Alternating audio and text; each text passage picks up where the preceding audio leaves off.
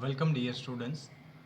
After completing our first lecture on costing methods, which was your introductory session, and thereafter we have completed the theoretical base of process costing.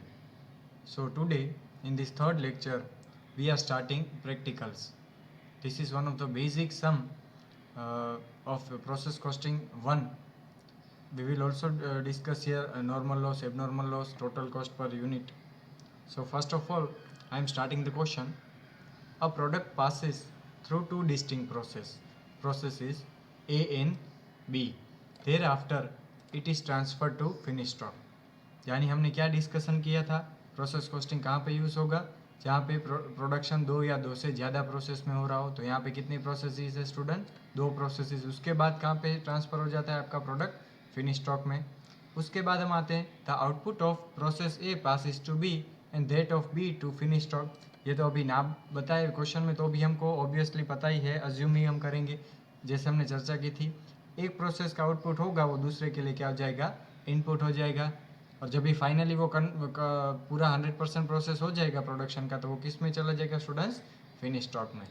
तो अभी हम आगे बढ़ते हैं. During the month ending on 31st March 2013, 1000 units of raw material 1000 units of raw materials valued at ₹20 per unit were issued to process A. यानी सबसे पहले raw material जो इनपुट हुआ वो कितना हुआ था, 1000 यूनिट का और 1000 यूनिट्स का, और उसकी पर यूनिट जो प्राइस थी, वैल्यू थी, वो कितनी थी स्टूडेंट्स, ₹20. यानी 1000 मल्टीप्लाई बाई 20, तो हमें कितना मिलेगा, 20,000 रुपीज़ का रॉ मटेरियल हमने इंट्रोड्यूस किया होगा. उसके बाद other relevant information is as under. पहले आपको दिया हुआ है पर्टिकुलर्स, यस पर्टिकुलर्स, और सामने क्या दिया हुआ है स्टूडेंट्स, प्रोसेस ए का कितना एक्सपेंडिचर और प्रोसेस बी का. सनरी मटेरियल से 1100 रुपीज़, प्रोसेस बी में है 2650. डायरेक्ट वेजेस से ₹10,000, प्रोसेस बी में है 11,000. मैन्युफैक्चरिंग एक्सपेंसेस, इसको ओवरहेड एक्सपेंडिचर भी बोलते हैं या ओवरहेड भी बोलते हैं, फैक्ट्री ओवरहेड्स. प्रोसेस ए में है 7,000, प्रोसेस बी में है स्टूडेंट 7,500. एक्चुअल आउटपुट प्रोसेस ए का कितना है, 900 यूनिट्स. मैंने आपको पहले भी समझाया हुआ है कि जब भी आउटपुट बोले, यहाँ पे चाहे यूनिट्स लिखा हुआ हो या ना लिखा हो, हम क्या अज्यूम करेंगे कि आउटपुट प्रोडक्शन हमेशा किस में होगा, यूनिट्स में ही होगा. तो यहाँ पे स्टूडेंट्स कितना दिया हुआ है, एक्चुअल आउटपुट्स 900 यूनिट्स ए का, और बी का है 830 यूनिट्स, 830 यूनिट्स. तो इस डिटेल को हम सम में कैसे यूज़ करेंगे वो भी हम सीखेंगे. फिर नॉर्मल वेस्टेज दिया हुआ है. नॉर्मल वेस्टेज की हमने चर्चा की थी, जो अनअवॉइडेबल है और जिसकी कॉस्ट क्या होगी आपको, वो नील कॉस्ट का होगा. तो हम वो उसको अकाउंट्स में कैसे उसको इफेक्ट देंगे, पास करेंगे उसकी एंट्री, वो भी हम लेजर में सीखेंगे प्रोसेस अकाउंट के. तो वो देखिए परसेंटेज होगा. हमने जैसे बात हुई है कि वो पहले से ही फिक्स्ड होता है, इनहेरेंट होता है, जिसको आप अवॉइड नहीं कर सकते हो. जैसे जैसे आपका क्या बढ़ेगा स्टूडेंट्स, आउटपुट बढ़ेगा, वैसे वैसे आपका नॉर्मल लॉस भी बढ़ेगा. या अगर जैसे प्रोडक्शन आपका कम हुआ तो आपका नॉर्मल लॉस भी कम होगा. वो कांस्टेंट रहेगा, यानी वो उसमें क्या चेंज नहीं होता है, परसेंटेज फिक्स रहते हैं, वो चेंज नहीं होते. फिर sales value of wastage, percentage fix रहने का मतलब क्या हुआ स्टूडेंट्स, अगर सपोज 10% आपको दिया हुआ है नॉर्मल वेस्टेज, 10% आपको दिया हुआ है नॉर्मल वेस्टेज, तो मैं अगर ऐसा बोलूँ कि आउटपुट आपका 1000 है पहले साल में, तो आपका नॉर्मल लॉस कितना हुआ स्टूडेंट्स, 1000 का 10% 100 यूनिट्स. और दूसरे ही साल में आपने प्रोडक्शन अच्छा, कैपेसिटी ज़्यादा मशीनरी इंस्टॉल कर ली आपने आपकी कंपनी में, और प्रोडक्शन हो गया 1500, तो नॉर्मल लॉस कितना हो जाएगा, 1500 का 10%. तो वहाँ पे यूनिट्स क्या हो गए, 150 यूनिट्स. लेकिन आपने देखा कांस्टेंट क्या रहा, परसेंटेज आपके कांस्टेंट रहे. उसके बाद लास्ट पॉइंट दिया हुआ है sales value of wastage per unit, कितना है प्रोसेस ए का ₹2 और बी का कितना है ₹5. ये रियलाइजेबल वैल्यू है. आप ये जो नॉर्मल लॉस वेस्टेज हो रहा है आपके प्रोडक्शन प्रोसेस में स्क्रैप का, उसको आप सेल कैसे करोगे, कितनी वैल्यू के ऊपर बाजार में बेचोगे. तो ए का जो स्क्रैप होगा वो ₹2 पर यूनिट बेचोगे, और बी का जो स्क्रैप होगा वो ₹5 पर यूनिट बेचोगे. तो इसकी हम इफेक्ट क्यों देंगे, क्योंकि उतना आपका कॉस्ट क्या है वो हम कम करेंगे. आगे बढ़ते फिर. अभी देखो ये टारगेट है सम का. प्रोफेशनल के स्टूडेंट्स होते हैं जो चार्टर्ड अकाउंटेंट्स, कंपनी सेक्रेटरी, फिर CMA CSA ये सब क्या करते हैं, ये पूरा सम जैसे हमने स्टार्ट किया वो वैसे नहीं जाते, वो क्या करते हैं डायरेक्ट पहले टारगेट देखते हैं। आप भी ऐसा अप्रोच फॉलो कर सकते हो। ये टारगेट हुआ, टारगेट क्या है इसमें देखिए, from the above information you are required to prepare process accounts and find out cost per unit. पहले हम प्रोसेस अकाउंट बनाएंगे। प्रोसेस अकाउंट स्टूडेंट्स कितने बनेंगे, सबसे पहले देख लेने का कितनी प्रोसेस है आपके पास। प्रोसेस ए यानी फर्स्ट प्रोसेस और प्रोसेस बी यानी सेकेंड प्रोसेस, तो 2 प्रोसेस अकाउंट बनेंगे। And find out cost per unit. Cost per unit हमने डिफरेंस में भी चर्चा की थी। कॉस्ट पर यूनिट क्या होगी, प्रोसेस वाइज निकलेगी, यानी 2 बार आप क्या निकालोगे, प्रोसेस ए की कॉस्ट पर यूनिट और प्रोसेस बी की कॉस्ट पर यूनिट। फिर आगे बढ़ते हैं, ऑफ ईच प्रोसेस, यहाँ पे भी देखिए लिखा हुआ ही है। Also give the abnormal wastage और इफेक्टिवनेस गेन अकाउंट्स। अभी यहाँ पे और क्यों लिखा हुआ है, तो आप बोलोगे सर आपने ही तो समझाया कि एबनॉर्मल वेस्टेज और इफेक्टिवनेस या गेन दोनों कभी भी साथ में आएंगे नहीं। क्यों, क्योंकि ये फाइनल आउटकम है, फाइनल रिजल्ट है। पूरी प्रोडक्शन प्रोसेस आप कंप्लीट कर लेते हो, उसके बाद आप देखते हो कि प्रोडक्शन हमने किया, जितना बजटेड था उससे कम मिला होगा तो क्या होगा स्टूडेंट्स, एबनॉर्मल वेस्टेज होगा। नॉर्मल प्रोडक्शन से कम मिला है आपको एक्चुअल प्रोडक्शन, तो एबनॉर्मल वेस्टेज होगा। और अगर नॉर्मल आउटपुट से प्रोडक्शन आपको ज़्यादा मिला है तो क्या बोलेंगे हम उसको, एबनॉर्मल इफेक्टिवनेस या एबनॉर्मल गेन्स। तो ये 3 तरह की चीज़ें आपको तैयार करने के लिए देनी है। अब इसके बाद में आप इसका स्क्रीनशॉट भी निकाल सकते हो। इसके बाद मैं सम में नहीं जाऊंगा, मैं डायरेक्ट अप्रोच फॉलो करूंगा। डायरेक्ट हम सम ही सॉल्व करेंगे। सम नंबर है आपका क्वेश्चन नंबर 5, पेज नंबर दिया हुआ है इंग्लिश बुक में और गुजराती बुक में, और सोर्स भी दिया हुआ है गुजरात यूनिवर्सिटी के अप्रैल 1979 के एग्जामिनेशन में ये पूछा गया था क्वेश्चन। आपको भी ऐसे पूछ सकते क्वेश्चन। ये बेसिक सम है, इसमें थोड़े एडवांस पॉइंट आएंगे लेकिन वो हम आगे कवर करेंगे।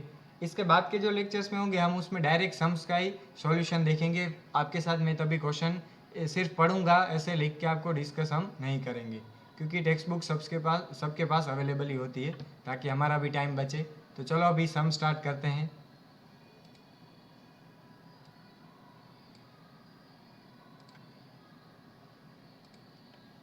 यस, ऐसे आपको सबसे पहले प्रोसेस जितनी दी गई है उतने अकाउंट बनाने के लिए पढ़ते हैं। देखो ये एकदम स्टैंडर्ड फॉर्मेट है अकाउंट्स का। आप बोलोगे सर स्टैंडर्ड कैसे बोल सकते हैं, यहाँ पे तो डेट नहीं है, फिर और क्या आएगा यहाँ पे कॉलम, कोई बता सकेगा। यस, आप बोलोगे ऑब्वियसली जनरल फोलियो का कॉलम नहीं है। यूनिट्स तो फाइनेंशियल अकाउंट में यूनिट्स जैसा तो कुछ होता ही नहीं है। यहाँ पे क्यों होता है स्टूडेंट्स, क्योंकि हम क्या कर रहे हैं, कॉस्ट अकाउंटिंग कर रहे हैं। तो यहाँ पे यूनिट्स का कॉलम, अमाउंट का। दूसरी बात, यहाँ पे डेबिट और क्रेडिट भी लिखना ज़रूरी है।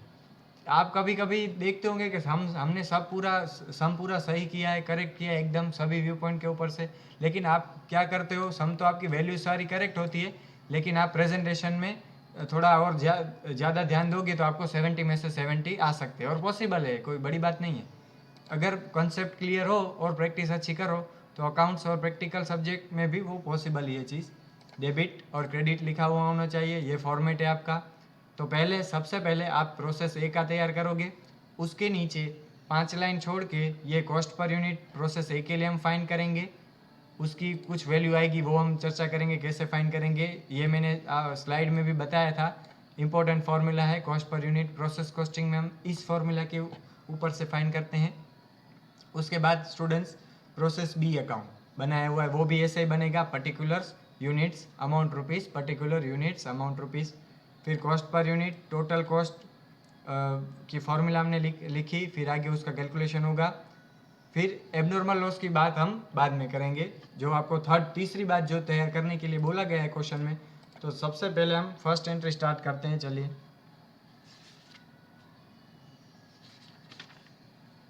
यस, जैसे आपको बताया गया है क्वेश्चन में, a product passes through 2 distinct processes A and B and thereafter it is transferred to finished stock. The output of process A passes to B and that of B to finished stock. Process A में से क्या होगा, input आप करोगे process A में, फिर क्या होगा उसमें से B में जाएगा और B में से फिनिश स्टॉक में जाएगा। तो स्टूडेंट्स पहले से ही एक बात आपको मैं बता देता हूँ, आप ध्यान से समझना, सुनना ध्यान से। ये जो डेबिट साइड होती है प्रोसेस अकाउंट की, उसको आप इनपुट साइड या एडिशन साइड भी बोल सकते हो। कोई भी तरह से प्रोसेस में गुड्स आए या एक्सपेंड करो आप खर्चा प्रोसेस के ऊपर, तो कौन सी साइड हम रिकॉर्ड करेंगे स्टूडेंट्स, डेबिट साइड। और यहाँ पे क्या करोगे, कोई भी तरीके से आउटपुट, कोई भी तरीके से प्रोसेस में से गुड्स बाहर जाए वैल्यू के साथ, यूनिट्स के साथ, तो आप कौन सी साइड रेकॉर्ड करोगे, યુનિટ ક્રેડિટ સાઇડ કરોગે, તેની જમા બાજુ તેની નોંધ કરવામાં આવશે, ખાતાની જમા બાજુ, प्रक्रिया ए નું खातू, आप ऐसे लिख सकते हो गुजराती में। तो चलो सबसे पहले हम स्टार्ट करते हैं फर्स्ट एंट्री, आगे बढ़ता हूँ। During the month ending on 31 March 2013 1000 units of raw materials valued at ₹20 per unit we received to process A. तो सबसे पहली एंट्री हम क्या पास करेंगे students, to raw materials account. नीचे आपको यहाँ पे एक बात ध्यान से लिखनी पड़ेगी, भले मैं बोर्ड में यहाँ पे बता रहा हूँ लेकिन आप बॉल पेन से ही लिख सकते हो, ब्लू पॉइंट पेन से, आपको बोर्ड में लिखने की ज़रूरत नहीं है, लेकिन वो बात इंपॉर्टेंट है। आपको क्या बोला गया है स्टूडेंट्स कि 1000 यूनिट्स इंट्रोड्यूस किए और प्राइस कितनी है स्टूडेंट्स, ₹20। तो यूनिट का तो आपने एक अलग सा कॉलम ही बनाया है, तो वहाँ पे आप लिख सकते हो 1000 यूनिट्स, और क्या लिखोगे,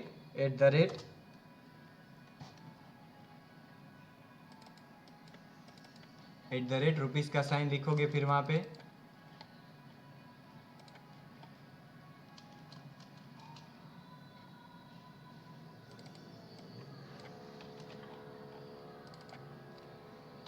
सिर्फ @ ₹20 पर यूनिट, ₹20 पर यूनिट। तो 1000 मल्टीप्लाई बाय 20, तो स्टूडेंट्स कितना आंसर होगा, यस यू आर करेक्ट, 20 × 1 यानी 20 और 4 zeros अलग से 20,000। फिर उसके बाद देखो और क्या दिया हुआ है आपको, टू सन्ड्री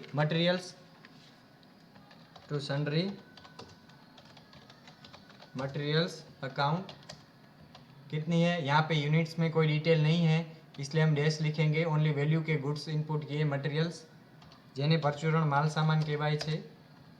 फिर उसके बाद देखो अभी मैं कुछ नया नहीं कर रहा हूँ, जो क्वेश्चन में आपको डिटेल्स दी गई है वही इनपुट कर रहा हूँ students, to direct wages account. वहाँ पे भी यूनिट्स में नहीं होता है, सिर्फ कौन सी वैल्यू होगी, क्योंकि ये सारी एम्प्लॉयज़ के जो रेट्स होते हैं, आप जिसको एम्प्लॉयज़ को, वर्कर्स को पेमेंट करते हो, वो हम यहाँ पे लिखते हैं डायरेक्ट वेजिस में, जो वेज रेट होता है वो। तो यहाँ पे भी यूनिट्स में स्टूडेंट्स नहीं होगा। फिर आगे बढ़ते हैं, टू मैन्युफैक्चरिंग ओवरहेड्स, उत्पादन ने लगता प्रत्यक्ष खर्चा हो, टू मैन्युफैक्चरिंग, आप शॉर्ट में भी लिख सकते हो ऐसे, टू मैन्युफैक्चरिंग एक्सपेंडिचर अकाउंट। फिर बहुत शॉर्ट में मत कर देना, बहुत ही शॉर्ट में मत कर देना, आपकी वो जो सोशल मीडिया की लैंग्वेज यहाँ पे बहुत यूज़ मत करना। टू मैन्युफैक्चरिंग एक्सपेंसेस ₹7,000 दिया हुआ है आपको, प्रोसेस ए के एक्सपेंडिचर क्यों अभी हम रिकॉर्ड कर रहे हैं, क्योंकि प्रोसेस ए अकाउंट कर रहे हैं। अभी तक देखो मैंने सिर्फ बुक में से ही जो वैल्यूज़ थी वो इनपुट किए क्वेश्चन में से। अभी आगे बढ़ते हैं, क्या दिया हुआ है उसके बाद, एक्चुअल आउटपुट 900 यूनिट्स, लेकिन एक्चुअल आउटपुट हम लास्ट स्टेज में ध्यान देंगे उसके ऊपर। आगे बढ़ते हैं, नॉर्मल वेस्टेज, ब्रैकेट में क्या लिखा हुआ है, परसेंटेज ऑफ इनपुट, आगे लिखा हुआ है प्रोसेस है में 5%। तो नॉर्मल लॉस यानी क्या होगा स्टूडेंट्स, आपकी जो प्रोसेस है वहाँ से गुड्स बाहर चले जाएंगे, तो हम क्रेडिट साइड आएंगे, बाय नॉर्मल लॉस अकाउंट। नीचे क्या लिखेंगे, उसके रेट, @ कितना परसेंटेज दिया हुआ है, 5% ऑफ इनपुट। कितना आपने इनपुट किया है, इनपुट यानी यहाँ पे खास ध्यान से समझना, अगर यहाँ पे सन्ड्री मटेरियल में आपको यूनिट दिया हुआ होता कि आपने पर यूनिट इनपुट किया है तो आप उसको भी ऐड करते, लेकिन यहाँ पे क्या है स्टूडेंट्स, सिर्फ यूनिट्स एक ही आपने इनपुट किया है, तो वही हम ध्यान में लेंगे, 1000, 5% ऑफ इनपुट 1000 @ अभी देखो यहाँ पे स्टूडेंट्स ध्यान से समझना, यहाँ पे जो नॉर्मल लॉस दिया हुआ है वो क्या है स्टूडेंट्स, स्क्रैप है।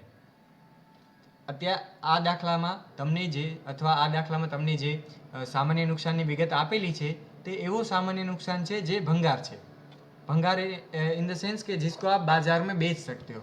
स्क्रैप दिया हुआ है, स्क्रैप का परसेंटेज दिया हुआ है, ये ऐसा स्क्रैप है स्टूडेंट्स, कोई वेस्टेज नहीं है जिसको आप बेच ना सको, जिसकी वैल्यूलेस है। हाँ, अगर वैल्यूलेस होता तो हम यहाँ पे क्या लिखते स्टूडेंट्स, नील, उसकी कोई वैल्यू नहीं है। लेकिन आपको यही इंफॉर्मेशन के नीचे क्या दिया हुआ है, सेल्स वैल्यू ऑफ वेस्टेज, यानी आपने क्या किया, स्क्रैप को भी बाजार में बेचकर वहाँ से भी क्या किया, रिकवरी किया।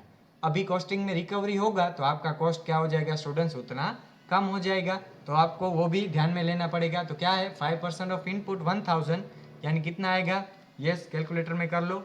आप बोलोगे सर ये तो इतना इजी है, ओरली भी कर सकते हैं, यस वेरी इजी। तो कैसे करेंगे, 1000 इंटू 5 डिवाइडेड बाय 100, 0 0 0 0 कट हो जाएंगे, तो 10 इंटू 5 यानी 50 यूनिट्स। और आपको रेट दिया हुआ है वो हम इनपुट करते हैं, 5% ऑफ इनपुट 1000 यानी 50 यूनिट्स, और रेट कितना दिया हुआ है स्टूडेंट्स, ₹2 पर यूनिट। तो 5 इंटू 2 100। तो ये था आपका नॉर्मल लॉस। जैसे हमने बात की नॉर्मल लॉस अनअवॉइडेबल होता है, उसकी अगर रियलाइजेबल वैल्यू हो तो ही हम ध्यान में लेंगे। अगर यहाँ पे रियलाइजेबल वैल्यू, एक ऐसा भी सम करेंगे जहाँ पे नॉर्मल लॉस की अलग प्रकार का वेट लॉस दिया हुआ है, वो भी हम चर्चा करेंगे। फिर आगे बढ़ते हैं। अभी देखो स्टूडेंट्स, आपने इनपुट कितना किया था 1000 यूनिट्स, और उसमें से 50 यूनिट्स क्या हो गया स्टूडेंट्स, नॉर्मल लॉस हो गया, यानी उतना आप क्या हो गया, वेस्टेज हो गया, बिजनेस प्रोडक्शन में आपको स्क्रैप हो गया उतना 50 यूनिट्स का।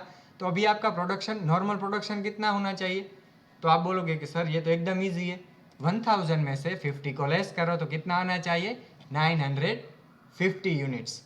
તમારા જે 1000 તમે દાખલ કરેલા એકમો હતા કાચા માલ સામાનના, તેમાંથી 50 એકમો એવા હતા જેના ઉપર તમને નુકસાન થઈ ગયું. એ કેવું નુકસાન હતું, સામાન્ય નુકસાન, જેને તમે ટાળી શકતા ન હતા. પણ સામાન્ય નુકસાન હતું, પણ તેમાં શું હતું, તેની ભંગાર કિંમત અથવા ઉપજ કિંમત, વેચાણ કિંમત તમારી પાસે હાજર હતી, જેને તમે બજારમાં વેચી શકતા હતા. તો તેમાંથી તમને, તેના વેચાણમાંથી તમને કેટલા ઉપજ્યા, તમે કહેશો 50 એકમ ગુણ્યા 2 અથવા 50 એકમો ગુણ્યા 2 अथवा गुणाकार 2, तो कितना મળ્યા તમને, 100 रुपया पूरा। तो यहाँ पे देखो स्टूडेंट्स, 1000 में से 50, 1000 એકમોમાંથી 50 તમે બાદ કર્યા, તો સામાન્ય ઉત્પાદન કેટલું હોવું ખપે જોઈએ, 1000 બાદ કરો 50 એટલે થશે 950।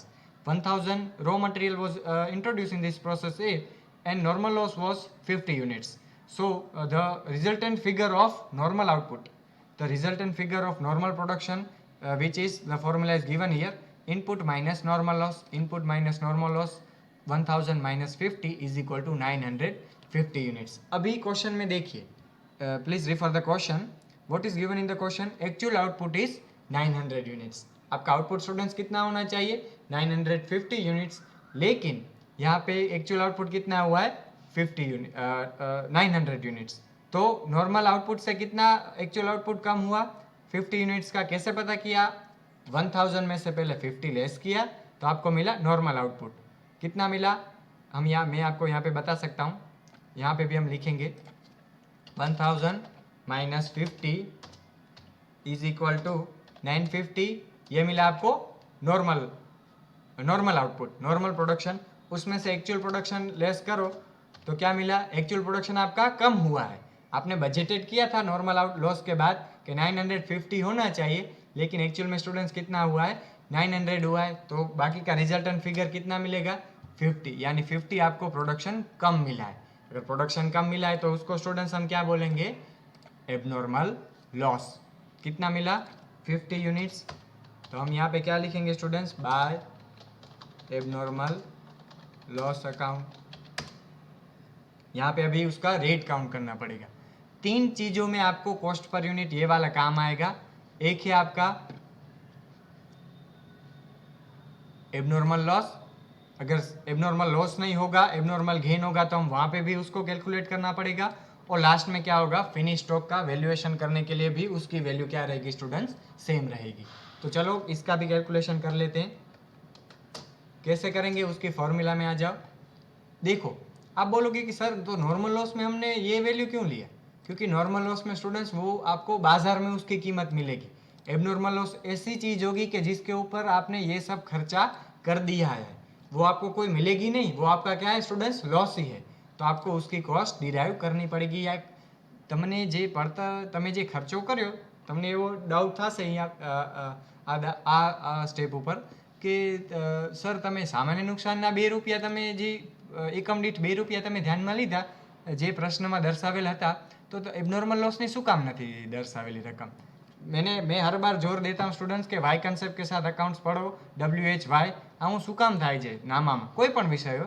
तो ऐसे वो हम ડિસ્કસ कर रहे थे કે અસામાન્ય નુકસાનની એકમ દીઠ પડતરની ગણતરી શું કામ કરવી જોઈએ, કારણ કે તે એવી રકમ હશે કે જેના ઉપર આ બધા ખર્ચા થયેલા હશે. માલસામાનની એમાં ભાવ હશે, પરચુરણ માલસામાન અથવા પરચુરણ માલ સામગ્રીનો તેમાં ભાવ હશે, પ્રત્યક્ષ મજૂરીનો ભાવ હશે, ઉત્પાદનને લગતા સિરોપરી ખર્ચાઓનો પણ તેમાં ભાવ આવરી લીધેલ હશે. તો કઈ રીતે ગણતરી કરશું? ટોટલ કોસ્ટ कुल पड़तर तुम्हारी कितनी था स्टूडेंट्स 338,100. तो हम यहाँ पे लिखेंगे उसकी फॉर्मूला क्या है, टोटल कॉस्ट 38,100, फिर माइनस करो realisable value of normal loss. सामान्य नुकसान ने वेचता भंगार ने वेचता કેટલા મળ્યા 50 એકમો गुणिया 2 50 मल्टीप्लाइड बाय 2 पर यूनिट. तो कितने मिले आपको 100. तो हम यहाँ पे क्या लिखेंगे स्टूडेंट्स 100 रुपीज़. फिर उसके जो डिनोमिनेटर है ये तो हुई न्यूमरेटर की बात. डिनोमिनेटर में हम स्टूडेंट्स क्या लिखेंगे, इनपुट. इनपुट कितना हुआ था स्टूडेंट्स 1000, उसमें से माइनस करो नॉर्मल लॉस के. अभी देखो जब भी आउटपुट आए आंख बंद करके याद कर ही लेने का कि क्या होगा, दिमाग में सोच ही लेने का कि ये यूनिट्स में ही होगा, तब ही आप क्या फाइंड कर सकोगे, कॉस्ट पर यूनिट. ये हुई कॉस्ट की बात और ये क्या हुआ पर यूनिट हुआ. रात को कोई 1 बजे उठा के भी पूछे कि आउटपुट में क्या आएगा तो आपको नींद में ही बोल देने का यूनिट यूनिट्स यूनिट्स. चलो करते हैं 1000 माइनस, सम करेंगे 1000 माइनस 50 यानी कितना हुआ, मैं यहाँ पे सॉल्व करके बताता हूँ आपको. 38,000 डिवाइडेड बाय 950. तो करो पर यूनिट कॉस्ट आपको कितना मिलेगा स्टूडेंट्स 38,000 डिवाइडेड बाय 950 यानी 40 पर रुपीज़ 40 पर यूनिट. अभी मैं यहाँ से निकाल देता हूँ, ये स्टेप आप इधर भी बता सकते हो आगे. यस 40 रुपीज़ मिल गया. तो आप अभी आपको रेट मिल गया कि एक यूनिट तैयार होने के लिए कितना आपको चार्ज करना पड़ेगा, कॉस्ट पड़ेगा आपको. તમને કેટલી પડતરમાં તમારો જે એકમ છે એ તૈયાર થશે 40 रुपया એકમ દીઠ. तो हम लिखेंगे @(40) पर यूनिट.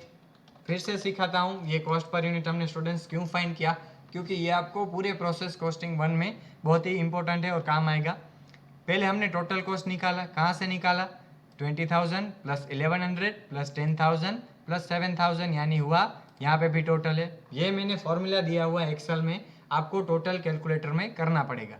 38,000 माइनस क्या किया स्टूडेंट्स मैंने रियलाइजेबल वैल्यू, अगर नहीं होती तो मैं यहाँ पे नील लिखता तो कितना होता, यही जो अमाउंट है वो आपकी सेम होती 50. यहाँ पे 100 था इसलिए मैंने उसको ध्यान में लिया, कंसीडर किया. अभी आगे बढ़ते हैं. 1000 नॉर्मल आउटपुट कहाँ से मिला आपको, इनपुट नॉर्मल इनपुट कहाँ से मिला, इनपुट जो आपने दाखिल किया है ओनली इनपुट 1000, उसमें से आपने क्या लेस किया स्टूडेंट्स नॉर्मल लॉस 50 यूनिट्स का. तो आपको नॉर्मल आउटपुट कितना मिलेगा 950 यूनिट्स. तो आप क्या करोगे 38,100 में से माइनस किया 100, तो आंसर रिजल्टेंट फिगर होगा 38,000 और डिवीजन में क्या करोगे 1000 माइनस 50 यानी 950. तो अभी 50 इंटू 40, तो कैसे करेंगे 5 4 20 और 2 0 अलग से, यानी कितना होगा स्टूडेंट्स 2,000 रुपीज़. अमाउंट में 2,000 उसका आंसर आया. अभी ये भी हो गया एबनॉर्मल लॉस. अभी 1000 आपने इनपुट किया था 20,000 की वैल्यू का, उसके ऊपर इतने खर्चे किए आपने. नॉर्मल लॉस कितना गया 50 यूनिट्स, उसकी रियलाइजेबल वैल्यू आपने उसकी एंट्री की अमाउंट की. फिर एबनॉर्मल लॉस हमने डिराइव किया किसके ऊपर से, एक्चुअल आउटपुट के बेसिस के ऊपर से हमने डिफाइन किया 50 यूनिट्स और पर यूनिट की कॉस्ट हमने निकाली 40 रुपीज़. तो 50 इंटू 40 कितना मिलेगा आपको आंसर स्टूडेंट्स 2,000 रुपीज़. अभी आगे बढ़ते हैं. By finish stock account by process B account, क्योंकि 2 प्रोसेसेस दिए गए हैं आपको. By process B account, B में ट्रांसफ़र होगा यहाँ से. तो यहाँ पे भी स्टूडेंट्स रेट क्या रहेगा, सेम रहेगा, क्योंकि एक यूनिट प्रोसेस ए में तैयार होने के लिए कितने रुपए की ज़रूरत पड़ती है ₹40. एक यूनिट आपको ₹40 में तैयार होता है.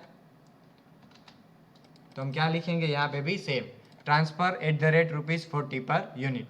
तो कैसे करेंगे 1000 में से 51 और 50 नॉर्मल लॉस के 50 यूनिट्स और एबनॉर्मल लॉस के 50 यूनिट्स लेस कर दो. 1000 में से 100 तो कितना मिलेगा 900। ये एक्चुअल आउटपुट आपको ये सब में दिया हुआ है, तो ये दोनों कितने सेम होने चाहिए। प्रोसेस ए का एक्चुअल आउटपुट था 900 यूनिट्स और प्रोसेस बी में भी हमारे भी ट्रांसफर कितना करेंगे हम, एक्चुअल आउटपुट 900 ही होना चाहिए। इसलिए देखो यहाँ पे आपका इनपुट और आउटपुट दोनों सेम होना चाहिए। अभी इसकी कॉस्ट कितनी होगी 900 इंटू 40, 900 यूनिट्स इंटू 40 करो, यानी 9 4 जा 36 और 30 अलग से, यानी यहाँ पे जो क्रेडिट साइड है वो यहाँ पे स्टूडेंट्स क्या आ जाएगा, प्रोसेस बी अकाउंट में डेबिट साइड आ जाएगा। तो चलो करते हैं वो भी। अभी दूसरी बात, ये ज़्यादातर सम्स में प्रोसेस कॉस्टिंग में, दूसरे में क्या होता है स्टूडेंट्स, दूसरी प्रोसेस में रॉ मटेरियल, कुछ कम सम्स ही ऐसे हैं जिसमें रॉ मटेरियल आता है। तो यहाँ पे रॉ मटेरियल नहीं लिखेंगे, क्या लिखेंगे, टू प्रोसेस ए अकाउंट। कहाँ से मिला है आपको ट्रांसफर होके, प्रोसेस ए में से। तो हम क्या लिखेंगे यहाँ पे, कौन सी रेट और वो सब कुछ सेम रहेगा, transferred eight the rate ₹40 per unit. तो कैसे करेंगे, 900 और यहाँ पे कितनी आएगी वैल्यू 36,000। ये सब में कोई एक्स्ट्रा रॉ मटेरियल नहीं है जो ये प्रोसेस में आ रहा हो, सन्ड्री मटेरियल अलग बात है। चलो आगे बढ़ते हैं, एंट्री करते हैं फिर से वही एंट्रीज क्वेश्चन वाली। To sundry materials account, units कुछ नहीं है और अमाउंट है 2650। फिर टू डायरेक्ट वेजिस अकाउंट, एकदम इजी सम से स्टूडेंट्स अगर प्रैक्टिस करोगे तो बाएं हाथ का खेल हो जाएगा और पूरे मार्क्स आ सकते हैं। थर्ड ईयर में खास करके सेमेस्टर 6 का सिलेबस एकदम इजी है, सेमेस्टर 5 के कंपैरिजन में सेमेस्टर 6 का इजी है, लेकिन आप इसमें भी ध्यान दोगे तो इसमें भी पूरे मार्क्स आ सकते हैं। 70 में से 70 कोई बड़ी बात नहीं है, 100 में से 100 भी आते हैं। तो डायरेक्ट वेजिस अकाउंट, हाँ लेकिन presentation should be must, presentation एकदम एक्सीलेंट होना चाहिए, सारी वैल्यूज अमाउंट्स एंट्री है जो करेक्ट होनी चाहिए, तभी ये पॉसिबल है। टू डायरेक्ट वेजिस, कभी उस पेपर प्रेजेंटेशन एग्जाम में कैसे तैयारी करने की उसके लिए भी हम लेक्चर रखेंगे। टू डायरेक्ट वेजिस है आपका 11,000, यहाँ पे डैश यूनिट्स में 11,000 टू डायरेक्ट वेजिस। फिर दिया हुआ है to manufacturing expense, to manufacturing expense account, amount कितनी लिखेंगे स्टूडेंट्स 7,500, 7,500। अभी आप डायरेक्ट बोलोगे मुझे कि अभी सर हमें आता है, हम क्या कहाँ पे जाएंगे, नॉर्मल लॉस में। तो चलो करते हैं वो भी entry by normal loss account. क्या करेंगे, पहले परसेंटेज लिखेंगे, 10% दिया हुआ है आपको, 10% ऑफ इनपुट। इनपुट कितना है स्टूडेंट्स 1000 लो इनपुट, बोलो यस और नो 1000। आप बोलोगे सर क्या कर रहे हो ये 1000 नहीं 900, yes you all are correct, क्योंकि प्रोसेस बी में स्टूडेंट्स इनपुट कितना हुआ है 900, तो हमने 900 लिया। 10% ऑफ इनपुट, 900 का 10% कितना होगा 90 यूनिट्स, 900 ना 10% એટલે 90 એકમો।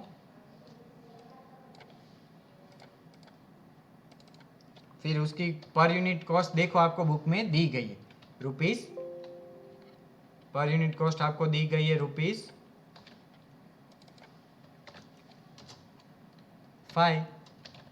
पर यूनिट लिखना पड़ेगा पीछे, पर यूनिट शॉर्ट में भी लिख सकते हो जगह कम होगी तो कैसे लिखेंगे 9 5 जा 45 और एक जीरो अलग से, 90 इंटू 5 तो कितना होगा 450। यस अभी यहाँ पे रुक जाने का, एबनॉर्मल लॉस है प्रोसेस में, एबनॉर्मल गेन है वो देखना पड़ेगा। क्यों, क्योंकि एबनॉर्मल लॉस और गेन में दुश्मनी है, दोनों कभी भी साथ में होंगे नहीं, एक हीरो है तो दूसरा विलन है, ऐसा आप बोल सकते हो अपनी लैंग्वेज में। तो कैसे करेंगे स्टूडेंट्स, देखिए चलो देखते हैं वो भी।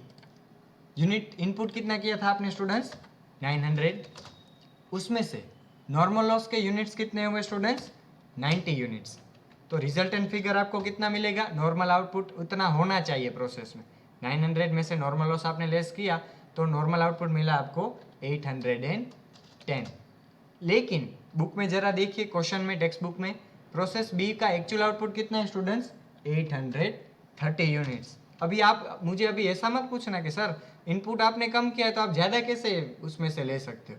हमने याद करो थियोरेटिकल लेक्चर, जब भी हमने एबनॉर्मल गेन का पॉइंट लिया था कि अगर आपके एम्प्लॉयज़ की कैपेसिटी है वो बढ़ जाती है, एफिशिएंट बन जाते हैं आपके एम्प्लॉयज़, ट्रेनिंग प्रोवाइड करने की वजह से, तो वो क्या करेंगे, ज़्यादा काम करेंगे और आपका नॉर्मल लॉस वहाँ पे कम हो सकता है। तो क्या मिलेगा स्टूडेंट्स, आपको ज़्यादा प्रोडक्शन मिलेगा। तो यहाँ पे स्टूडेंट्स कितना होगा, आपको फ़ायदा हुआ है +20 यूनिट्स का। तो यहाँ पे एबनॉर्मल लॉस नहीं है, क्या है स्टूडेंट, एबनॉर्मल गेन है। फिर से रिपीट कर रहा हूँ स्टूडेंट्स, इधर भी समझना हो तो समझ लो। 900 यूनिट्स कहाँ से लिया मैंने, इनपुट किया था, उसमें से नॉर्मल लॉस क्या था स्टूडेंट्स, नॉर्मल लॉस 90 यूनिट्स का था, वो मैंने कंसिडर किया। यानी 900 में से 90 लेस करो तो आपको कितना मिलेगा, नॉर्मल आउटपुट 810 का होना चाहिए, लेकिन एक्चुअल आउटपुट प्रोसेस में से आपको कितना मिला, 830। तो आप क्या करोगे, ये 20 जो ज़्यादा यूनिट्स मिले उसको फेंक तो नहीं दोगे, क्यों, क्योंकि आपको प्रॉफिट हुआ है। अगर लॉस होगा, उसकी कोई रियलाइजेबल वैल्यू नहीं होगी, तो आपको फेंकना ही पड़ेगा, लेकिन ये प्रॉफिट है अच्छे वाले यूनिट से, तो हम क्या करेंगे, उसको भी आगे कंसिडर करेंगे। तो चलो वो कर देते हैं।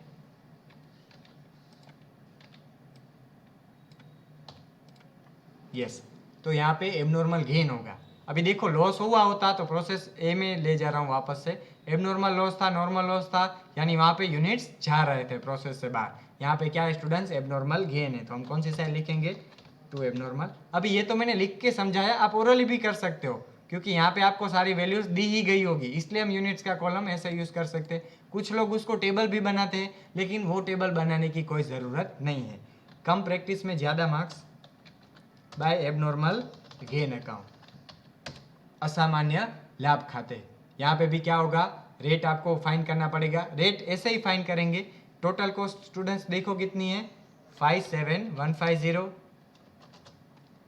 फिर उसमें से क्या लेस करेंगे हम, realisable value, yes very good, normal loss की रियलाइजेबल वैल्यू है 450।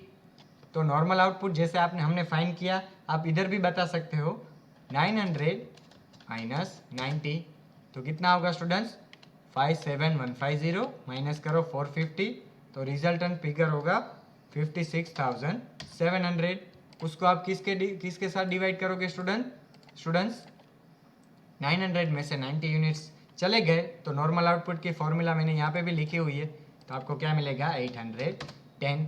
कैसे करोगे, 56,700 डिवाइडेड बाय 810। यस, तो आंसर कितना आएगा, यस एक्सीलेंट, 70 पर यूनिट। 70 ये मैं निकाल दे रहा हूँ, 70 पर यूनिट। तो यहाँ पे मैं क्या लिखूँगा स्टूडेंट्स, @रुपीज़, मेरे सिस्टम में ये फॉन्ट सपोर्ट नहीं कर रहा, इसलिए मैंने कॉपी पेस्ट किया, ₹70 पर यूनिट। अभी यहाँ पे तो यूनिट्स में होगा, कितना आपको मिला था, 810 माइनस 830, तो +20 को मल्टीप्लाई करोगे किसके साथ, 70 के साथ, 20 इंटू 70 यानी 7 2 ज़ा 14 और 2 0 अलग से। इसके बाद 900 हो गया, 20 हो गया, और यूनिट्स कितना हुआ, नॉर्मल लॉस का 90 यूनिट्स। तो बाकी बचा वो कहाँ पे चला जाएगा, दूसरी प्रोसेस में। तो आप बोलोगे सर अभी यहाँ पे प्रोसेस नहीं है, प्रोसेस सी नहीं है, तो कहाँ पे लेके जाएंगे हम, बाय फिनिश स्टॉक। आगे आपको दिया हुआ ही है, फिनिश स्टॉक भी लिख सकते हो और फिनिश गुड्स भी लिख सकते हो, लेकिन यहाँ पे हम क्या लिखेंगे, ट्रांसफर रेट सेम रहेगा, ₹70 पर यूनिट। एकदम मैं स्लो पेस में जा रहा हूँ क्योंकि पहला बेसिक का सम है, लेकिन उसके बाद आप भी स्पीड में आ जाओगे मेरे साथ एंड के सम तक, और उसमें ज़्यादा समझाना भी नहीं पड़ेगा मुझे आपको। फिनिश स्टॉक, यस, कैसे फाइन करेंगे, भले बुक में दिया हुआ हो, लेकिन हम कैसे फाइन करेंगे, 900 + 20 यानी 920 माइनस करो 90 यूनिट्स। तो आप बोलोगे सर बुक में दिया हुआ है, नहीं, लेकिन टैली करना ज़रूरी है। देखो यहाँ पे प्रोसेस ए में जैसे आपने पूरी वैल्यूज़ अमाउंट यूनिट्स के साथ और अमाउंट के साथ टैली किया, वैसे यहाँ पे भी स्टूडेंट्स टैली करना बहुत ही ज़रूरी है। कैसे करेंगे, 900 + 20 एबनॉर्मल गेन के यूनिट्स माइनस करो 90, तो कितना आएगा, 830 यूनिट्स। इसको मल्टीप्लाई करो स्टूडेंट्स 70 के साथ, तो आपको मिलेगा 58,100। यस, अभी यहाँ पे देखो दोनों वैल्यूज सेम हो गए, तो यहाँ तक आपका सम पूरा करेक्ट है। इसके बाद आपको क्या बोला हुआ है स्टूडेंट, अगर एबनॉर्मल लॉस हो तो एबनॉर्मल लॉस का अकाउंट बनाओ, एबनॉर्मल गेन हो तो एबनॉर्मल गेन का अकाउंट बनाओ। ये दोनों कभी भी एक प्रोसेस में साथ में नहीं होंगे, उसकी हमने बहुत ही डिटेल में चर्चा की है। तो प्रोसेस ए में देखो एबनॉर्मल लॉस है या गेन, यहाँ पे स्टूडेंट्स आपको दिखाई दे रहा है सामने एबनॉर्मल लॉस है। फिर आते हैं हम प्रोसेस बी में, तो प्रोसेस बी में क्या है स्टूडेंट, एबनॉर्मल गेन है। आप ऐसे भी सम कर सकते हो कि पहले प्रोसेस अकाउंट बनाओ, कॉस्ट पर यूनिट फाइंड करो, एबनॉर्मल लॉस इधर ही बना दो। हमने क्या किया है, पहले प्रोसेस ए का अकाउंट बनाया, फिर प्रोसेस बी का अकाउंट बनाया। इसमें क्या हुआ था स्टूडेंट्स, एबनॉर्मल गेन था। तो हमने क्या किया, पहले एबनॉर्मल लॉस, यहाँ पे देखो मैंने मेंशन किया हुआ है आपके लिए, abnormal loss account of process A, यानी यहाँ पे जो प्रोसेस ए है वो हम कहाँ पे लेके जाएंगे, एबनॉर्मल लॉस अकाउंट। किसके एबनॉर्मल लॉस अकाउंट में स्टूडेंट्स, प्रोसेस ए के एबनॉर्मल लॉस अकाउंट में। और प्रोसेस बी का जो स्टूडेंट्स एबनॉर्मल गेन है यहाँ पे डेबिट साइड, वो हम कहाँ पे ले जाएंगे credit side, abnormal gain account of process B में। तो चलो उसकी भी एंट्री कर देते हैं। अभी यहाँ पे हम क्या करेंगे, फाइनेंशियल अकाउंट का रूल अप्लाई करेंगे, double entry, every debit has an every credit. तो यहाँ पे एंट्री क्या हुई होगी, यहाँ पे abnormal loss account debit to process account. तो प्रोसेस अकाउंट में तो आपने बाई साइड एंट्री कर दी, तो यहाँ पे एबनॉर्मल लॉस अकाउंट में कौन सी साइड एंट्री करेंगे स्टूडेंट्स, हम डेबिट साइड। लिखो यहाँ पे, यस, फर्स्ट में टू कहाँ से हम ट्रांसफ़र किया है, प्रोसेस ए में से, टू प्रोसेस ए अकाउंट। क्या लिखेंगे, कितने में आया है रेट उसका, एट द रेट, आपको पता ही है, eight the rate 40 per unit, eight the rate ₹40, yes rupees लिखना भूल गए, eight the rate ₹40 per unit. अभी ये RS वाला रुपीज़ निकल गया, यही देवनागरी लिपि हम यूज़ करते हैं। नोट्स में, करेंसी नोट्स में भी आपने देखा होगा, यहाँ से मैंने लिखा, देखो एंट्री की, 50 यूनिट्स थे और 2000 और 40 रुपीज़ था। 50 यूनिट्स 50 इंटू 40 यानी 2000, यस वेरी गुड। अभी क्या करेंगे स्टूडेंट्स, अकाउंट्स क्लोज तो करने ही पड़ेंगे सम पूरा करने के लिए। तो ये प्रोसेस ए और देखो इसका दोनों का टैली हुआ, हमने किया, तो इसका भी क्या करेंगे हम, टैली करना पड़ेगा। तो करते ही चलो वो भी। तो एबनॉर्मल लॉस यानी स्टूडेंट्स वो भी एक प्रकार का स्क्रैप ही हुआ, यानी आपको लॉस हो गया है, लेकिन वही स्क्रैप आप कहाँ पे उसको सेल कर सकते हो। नॉर्मल लॉस में आपको फ़ायदा हुआ था, तो इसमें भी आपको वो फ़ायदा हो सकता है। तो हम क्या लिखेंगे, बाय बैंक अकाउंट, क्यों, क्योंकि पैसे आपको मिलेंगे, तो हम क्या लिखेंगे, बाय बैंक अकाउंट, उसकी रेट, उसमें यहाँ पे रियलाइज्ड आएगा, realised at the rate rupees, कितना मिला था आपको सेल वैल्यू। अभी यहाँ पे स्टूडेंट्स 40 मत ले लेना, क्यों, क्योंकि स्क्रैप का आपको 40 तो आपका कॉस्ट हुआ है प्रोसेस ए का, लेकिन आपको स्क्रैप जो आपने ભંગાર ગુજરાતીમાં જેને કહેવાય ભંગારતમનું વેચાણ કર્યું તેના એક એકમ દીઠ ₹2 મળે। તો આપણે આ પણ ભંગારના જે 50 એકમો છે સ્ટુડન્ટ્સ, એના કેટલા મળશે વિદ્યાર્થી મિત્રો, ₹2 જ ઉપજશે તેની ઉપજ કિંમત। તો ગુણ્યા કરશું આપણે 2, तो 50 गुणिया 2 એટલે તમે કહેશો ₹100। अमाउंट रुपीज़ कितनी आएगी स्टूडेंट, ₹100। तो आगे बढ़ते हैं। तो बाकी का जो अभी आप बोलोगे कि सर यहाँ पे 2000, 50-50 तो हो गया, चलो टैली यूनिट साइड में। तो यहाँ पे आप बोलोगे कि सर यहाँ पे डेबिट साइड 2000 है और अमाउंट क्रेडिट साइड कितना है, ₹100। तो बाकी का कितना बचा डिफरेंस, 1900 यूनिट्स। तो ये कहाँ पे जाएगा स्टूडेंट्स, बाय कॉस्टिंग। उसका भी मैं तात्पर्य समझाता हूँ, बाय कॉस्टिंग PL अकाउंट। मैंने पहले भी बताया कि कभी कोई भी सब्जेक्ट को रटो मत, रटोगे तो एग्जाम में कंफ्यूज भी होगे और उसको लाइफ में वो काम भी नहीं आएगा। इससे अच्छा एक बार कंसेप्ट समझ लो तो उसको रटने की ज़रूरत ही नहीं है। तो अभी पूछो वाई कॉस्टिंग PNL में हम क्यों ले गए, क्योंकि प्रोसेस कॉस्टिंग है वो कॉस्टिंग के ऊपर निर्भर करता है। तो पहले कहाँ पे जाएगी स्टूडेंट्स, कॉस्टिंग PNL अकाउंट में चीज़ ट्रांसफ़र करेंगे। तो एबनॉर्मल लॉस अकाउंट के बारे में हम चर्चा कर रहे थे। प्रोसेस ए में से कितना ट्रांसफ़र हुआ स्टूडेंट्स, ग्रॉस लॉस, प्रोसेस ए में से ₹2000 का। लेकिन आपने क्या दिमाग लगाया कि यही चीज़ को आप क्या कर सकते हो, जैसे यहाँ पे पर यूनिट आएगा, यही जो 2050 यूनिट थे जिसके वो एबनॉर्मल लॉस हो गया, जिसमें नुकसान हो गया, तो आप उसको ₹8 पर यूनिट बाजार में बेच सकते हो। तो आपने बेच दिया, तो एबनॉर्मल लॉस था टोटल 2000 का, उसमें से नुकसान आपने कम किया, कितना कम किया, ₹100 का। तो आपको कितना मिला, कितना बचा और भी लॉस, 1900। तो वो कहाँ पे ट्रांसफ़र होगा, कॉस्टिंग PNL। तो आपको यहाँ पे बताना पड़ेगा लॉस ट्रांसफ़र, यस। यहाँ पे बाय कॉस्टिंग जब भी P&L अकाउंट, चाहे जनरल P&L हो, कॉस्टिंग P&L हो, जब भी आप बाय कॉस्टिंग P&L लिखते हो तो वो क्या होगा स्टूडेंट्स, 100%, 200% वो क्या होगा, 200% हर बार वो फिक्स ही रहेगा कि जब भी कॉस्टिंग P&L डेबिट होता है वो क्या होगा स्टूडेंट्स, आपका लॉस ही रहेगा। उसके बाद ये देखो अभी आपका सम हो गया, ये प्रोसेस ए का एबनॉर्मल लॉस हो गया टैली।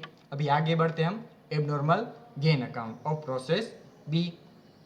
तो चलो उसकी एंट्री करते हैं। प्रोसेस बी में एबनॉर्मल गेन था, वो कौन सी साइड था, डेबिट साइड था, तो उसकी एंट्री करेंगे हम एबनॉर्मल गेन में क्रेडिट साइड। तो एंट्री कर दो बाय, कहाँ से हम लेके आए हैं, ट्रांसफर किया हमने बाय प्रोसेस बी अकाउंट।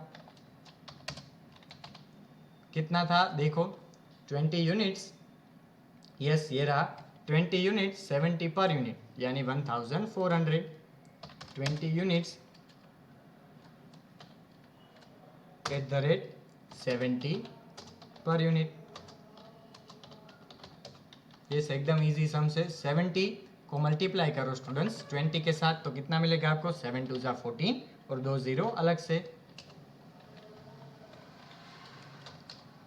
2 0 अलग से किया हमने 1400।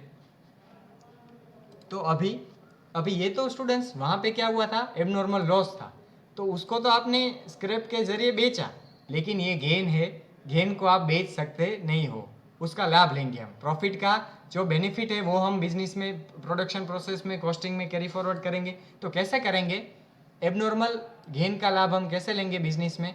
देखो प्रोसेस बी में आपको कितनी तरह के लॉस हुए मुझे बताओ।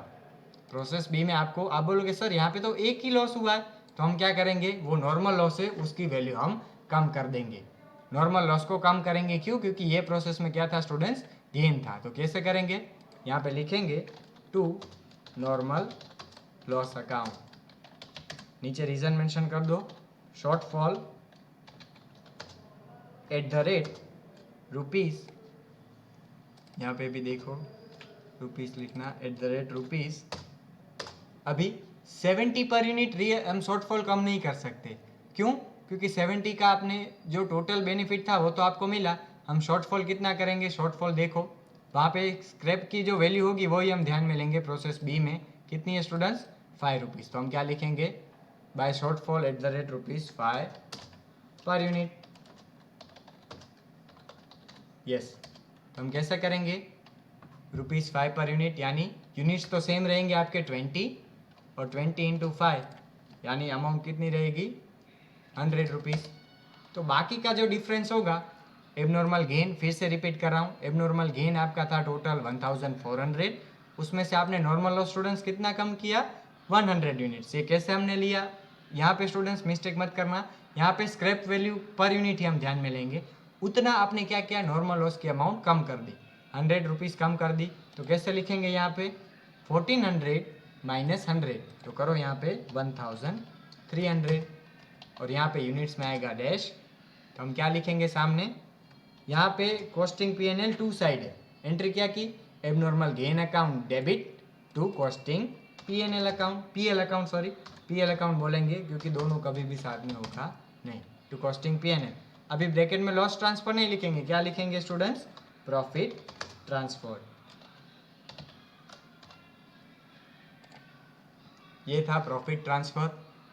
तो ये यहाँ पे देखो, ये भी टैली हो गया, यहाँ पे आपका सम हुआ पूरा, बेसिक सम था, हम थोड़ा डिटेल में गए, इसके बाद के सम्स में हम थोड़ा स्पीड बढ़ाएंगे क्योंकि कोर्स भी हमको कवर करना है। ये बेसिक सम था, क्या क्या चीज़ आपको तैयार करने की थी, 2 प्रोसेस थी, फिर प्रोसेस के बाद वो स्टूडेंट्स कहाँ पे ट्रांसफ़र हो जाता था, आपका जो आउटपुट था वो फिनिश स्टॉक में। तो पहले आपने तैयार किया प्रोसेस ए अकाउंट, उसके बाद प्रोसेस ए की टोटल कॉस्ट पर यूनिट क्या थी उसकी हमने गिनती की, कैलकुलेशन किया। प्रोसेस बी अकाउंट फिर हमने तैयार किया, उसकी पर यूनिट कॉस्ट क्या थी उसके बारे में हमने चर्चा की। फिर प्रोसेस ए का एबनॉर्मल लॉस था वो तैयार किया, और प्रोसेस बी का एबनॉर्मल गेन हमने तैयार किया। है ना एकदम ईजी सम। यस, ईजी होगा उनके लिए जिसका ध्यान होगा, क्योंकि कंसंट्रेशन के बिना आप कुछ सीख नहीं सकते हो। तो यहाँ पे मैं मेरा सेशन एंड करता हूँ। अगर किसी को कोई भी पॉइंट में डाउट हो तो आप मुझे पूछ सकते हो, because queries are always welcome. So thank you all, we will meet in next lecture too very soon. Thank you once again.